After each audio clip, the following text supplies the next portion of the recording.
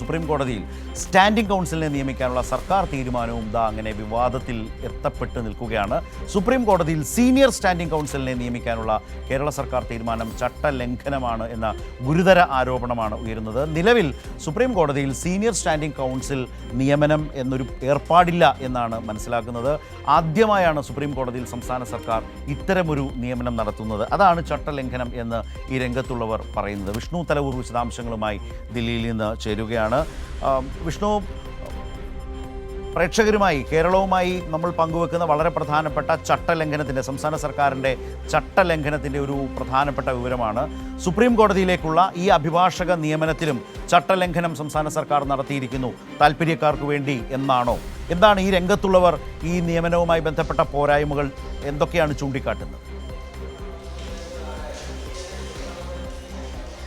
ശരത്, കഴിഞ്ഞ ദിവസമാണ് മന്ത്രിസഭാ യോഗത്തിന് ശേഷം സുപ്രീം കോടതിയിലേക്ക് ഇത്തരത്തിൽ സീനിയർ സ്റ്റാൻഡിംഗ് കൗൺസിലിനെ നിയമിക്കാനുള്ള തീരുമാനം മുഖ്യമന്ത്രി തന്നെ വാർത്താ സമ്മേളനത്തിൽ അറിയിച്ചത്. എന്തായാലും നിലവിൽ അത്തരത്തിലൊരു സീനിയർ സ്റ്റാൻഡിംഗ് കൗൺസിലിനെ സുപ്രീം കോടതിയിൽ നിയമിക്കുക എന്ന് പറയുന്നത് ചട്ടലംഘനം എന്ന് തന്നെയാണ് നിയമ വിദഗ്ധരടക്കം ചൂണ്ടിക്കാട്ടുന്നത്. കാരണം ഇത് ആദ്യമായിട്ടാണ് ഇത്തരത്തിലൊരു തീരുമാനം, അല്ലെങ്കിൽ സുപ്രീം കോടതിയിൽ സീനിയർ സ്റ്റാൻഡിംഗ് കൗൺസിൽ എന്നൊരു പൊസിഷനിലേക്ക് നിയമനം ഉണ്ടാക്കുന്നത്. കാരണം നിലവിലത്തെ ചട്ടങ്ങൾ അനുസരിച്ചുകൊണ്ട് സുപ്രീം കോടതിയിൽ സീനിയർ സ്റ്റാൻഡിംഗ് കൗൺസിൽ എന്നൊരു തസ്തിക അല്ലെങ്കിൽ പൊസിഷൻ ഇല്ല എന്ന് തന്നെയാണ് സുപ്രീം കോടതിയിലുള്ളത്. സ്റ്റാൻഡിംഗ് കൗൺസിലാണ്. അതിനപ്പുറത്തേക്കാണ് ഇപ്പോൾ സംസ്ഥാന സർക്കാർ ഒരുപക്ഷെ ആദ്യമായിട്ടാണ് ഇത്തരത്തിലൊരു സീനിയർ സ്റ്റാൻഡിംഗ് കൗൺസിൽ എന്നൊരു പോസ്റ്റ് അല്ലെങ്കിൽ ഒരു തസ്തിക സൃഷ്ടിച്ചൊരു നിയമനം സംസ്ഥാന സർക്കാരിൻ്റെ ഭാഗത്തുനിന്ന് ഉണ്ടാകുന്നത്. കഴിഞ്ഞ ദിവസം ഇതിൻ്റെ ഉത്തരവും പുറത്തിറങ്ങിയിരുന്നു. അഭിഭാഷകനായിട്ടുള്ള രമേശ് ബാബുവിനെയാണ് ഇത്തരത്തിൽ സീനിയർ സ്റ്റാൻഡിംഗ് കൗൺസിലായി നിയമിക്കാൻ സംസ്ഥാന സർക്കാർ തീരുമാനിച്ചത്. എന്തായാലും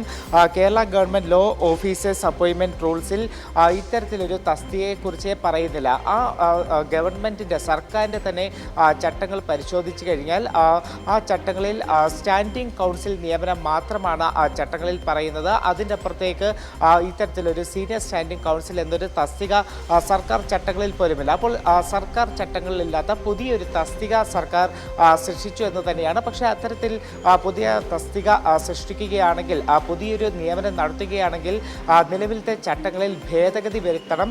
പക്ഷേ ഇതുവരെ ഈ ഒരു KGLO നിയമങ്ങളിൽ, ചട്ടങ്ങളിൽ സംസ്ഥാന സർക്കാർ ഒരു ഭേദഗതി വരുത്തിയിട്ടില്ല. അത്തരത്തിൽ ഭേദഗതി വരുത്താത്തത് കൊണ്ട് തന്നെയാണ് ഇപ്പോഴത്തെ ഈ സീനിയർ സ്റ്റാൻഡിംഗ് കൗൺസിൽ നിയമനം ചട്ടവിരുദ്ധം എന്ന് തന്നെ നിയമ വിദഗ്ധരടക്കം ചൂണ്ടിക്കാട്ടുകയും ചെയ്യുന്നത്. അതോടൊപ്പം തന്നെ നിലവിലത്തെ ചട്ടങ്ങൾ അനുസരിച്ചുകൊണ്ട് 65 വയസ്സാണ് സ്റ്റാൻഡിംഗ് കൗൺസിലിൻ്റെ പ്രായപരിധി എന്ന് പറയുന്നത്. പക്ഷേ നിലവിൽ രമേശ് ബാബുവിനെ ഇത്തരത്തിൽ സീനിയർ സ്റ്റാൻഡിംഗ് കൗൺസിലായി നിയമിക്കാനൊരു തീരുമാനം വരുമ്പോൾ ഞാൻ നേരത്തെ പറഞ്ഞതുപോലെ ഏകദേശം ഈ 65 വയസ്സ് എന്ന പ്രായപരിധി ആ ചട്ടം കൂടി മറികടന്നുകൊണ്ടുള്ള ഒരു നിയമനത്തിലേക്ക് പോകുന്നതിന് വേണ്ടിയിട്ടാണ് സംസ്ഥാന സർക്കാർ എന്തായാലും പുതിയൊരു തസ്തിക സൃഷ്ടിച്ച് ഇതുവരെ ഇല്ലാത്ത സീനിയർ സ്റ്റാൻഡിംഗ് കൗൺസിൽ എന്നൊരു തീരുമാനത്തിലേക്ക് സംസ്ഥാന സർക്കാർ എത്തി നിൽക്കുന്നത്. എന്തായാലും ഞാൻ നേരത്തെ ചൂണ്ടിക്കാട്ടിയതുപോലെ ഇതിനെതിരെ ഇപ്പോൾ പല ആളുകളും രംഗത്ത് വരുന്നുണ്ട്. സംസ്ഥാന സർക്കാരിൻ്റെ ഭാഗത്തുനിന്ന് വലിയ ചട്ടലംഘനം തന്നെയാണ് ഉണ്ടായിരിക്കുന്നത് എന്ന് തന്നെയാണ് എല്ലാവരും ചൂണ്ടിക്കാട്ടുന്നത്. സർക്കാർ ഇത് വിശദീകരിക്കേണ്ടി വരില്ലേ? സാധാരണ വരുന്നത് സ്റ്റാൻഡിംഗ് കൗൺസിലാണ്, അതാണ് ചട്ടം പറയുന്നത്. സുപ്രീം കോടതിയിലേക്ക് സർക്കാരിനെ പ്രതിനിധീകരിക്കേണ്ട സ്റ്റാൻഡിംഗ് കൗൺസിൽ. പക്ഷേ ഇത്തവണ മുതൽ സീനിയർ സ്റ്റാൻഡിംഗ് കൗൺസിൽ അത് പറയപ്പെടുന്നത് അത് ചട്ടലംഘനമാണ്, ചട്ടത്തിൽ പറയാത്ത ഒരു പുതിയ വിശേഷണമാണ്. ആരാവണം സ്റ്റാൻഡിംഗ് കൗൺസിൽ, അവരുടെ പ്രായപരിധി എന്താണ്? അപ്പോൾ അതല്ലാതെ സ്റ്റാൻഡിംഗ് കൗൺസിൽ എന്ന് ഇത്തവണ നാമനിർദ്ദേശം ചെയ്യാൻ എന്താണ് കാരണം? അത് ചട്ടത്തിലില്ല എന്ന് പറയുന്ന ആക്ഷേപത്തെ എങ്ങനെ മറികടക്കും? ഇത് മറുപടി പറയേണ്ടത് നിയമവകുപ്പ് മന്ത്രി കൂടിയായ മുഖ്യമന്ത്രി VD സതീശനല്ലേ? ഏത് വിഷയം വന്നാലും അദ്ദേഹത്തിലേക്കാണ് വരുന്നത്. കാരണം അദ്ദേഹം കൈയാളുന്ന വകുപ്പുകളിലാണ് ഇതെല്ലാം സംഭവിച്ചുകൊണ്ടിരിക്കുന്നത്. ശരത്ത്, തീർച്ചയായിട്ടും എന്തായാലും വരും ദിവസങ്ങളിൽ സർക്കാർ ഇതിൽ വ്യക്തത വരുത്തേണ്ട സാഹചര്യം തന്നെ ഉണ്ടാകും. കാരണം നിലവിൽ സുപ്രീം കോടതിയിൽ ഇല്ലാത്ത പോസ്റ്റിലേക്കാണ് സംസ്ഥാന സർക്കാർ ഇന്നലെ ഒരു നിയമനം നടത്തിയിരിക്കുന്നത്. അത് അഭിഭാഷകനായിട്ടുള്ള രമേശ് ബാബുവിനെയാണ് അത്തരത്തിൽ ഒരു നിയമനം നടത്തിയിരിക്കുന്നത്. അപ്പോൾ എന്തുകൊണ്ടാണ് ഇത്തരത്തിലൊരു നിയമനം ഉണ്ടായത്? ചട്ടങ്ങളിൽ ഇല്ലാത്ത പോസ്റ്റ്, ചട്ടം മറികടന്നുകൊണ്ട്, ചട്ടലംഘനം നടത്തിക്കൊണ്ട് എന്തിനാണ് ഇത്തരത്തിലൊരു പോസ്റ്റിൽ നിയമനം നടത്തിയത് എന്നത് കൃത്യമായി തന്നെ എന്തായാലും സംസ്ഥാന സർക്കാരിന്റെ ഭാഗത്തുനിന്ന് വിശദീകരണം ഉണ്ടാകേണ്ടി വരും. പ്രത്യേകിച്ച് നിയമവകുപ്പ് മന്ത്രിയായിട്ടുള്ള മുഖ്യമന്ത്രി കൂടിയായിട്ടുള്ള VD സതീശനാണ് ഇതിൽ കൃത്യമായി തന്നെ ഒരു വ്യക്തത വരുത്തേണ്ടത്. ശരത്, റൈറ്റ്. ശരി, വിഷ്ണുവാണ് വളരെ പ്രധാനപ്പെട്ട ഈ വിവരം ഇങ്ങനെ സമൂഹവുമായി പങ്കുവച്ചത്. കൈരളി ന്യൂസ് എക്സ്ക്ലൂസീവാണ്, ബ്രേക്കിംഗ് ന്യൂസാണ്. സർക്കാരാണ് ഇതുമായി ബന്ധപ്പെട്ട കാര്യങ്ങൾ വിശദീകരിക്കേണ്ടത്. മുഖ്യമന്ത്രി എന്ന നിലയിൽ വി ഡി സതീശൻ ചോദിക്കാറുണ്ട്, ഏത് തീരുമാനമാണ് താൻ ഒറ്റയ്ക്കെടുത്തിട്ടുള്ളത് എന്ന് ഇന്നലെയും ചോദിക്കുന്നത് കേട്ടു. നിയമമന്ത്രി എന്ന നിലയിൽ അദ്ദേഹം എടുത്ത ഈ തീരുമാനം കൂട്ടായി ആലോചിച്ചിട്ടാണോ? ഇതിലൊരു ചട്ടലംഘനം ആരോപിക്കുന്നുണ്ടല്ലോ, വിദഗ്ധർ തന്നെ, നിയമവിദഗ്ധർ തന്നെ അത് പറയുന്നുണ്ടല്ലോ. അങ്ങനെ ഒരു ചട്ടലംഘനം ഉണ്ടോ? ഉണ്ടെങ്കിൽ എന്തുകൊണ്ടാണ് അങ്ങയുടെ ശ്രദ്ധയിൽ ഇത് പെടാതിരുന്നത്?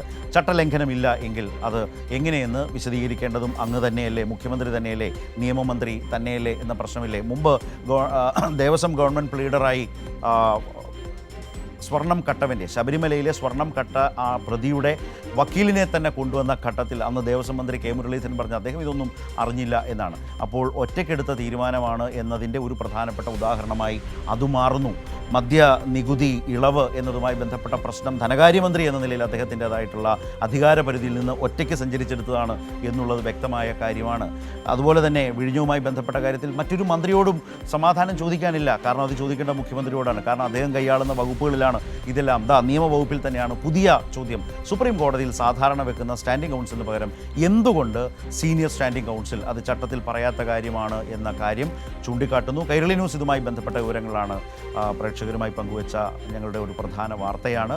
മുഖ്യമന്ത്രി തന്നെ മറുപടി പറയട്ടെ.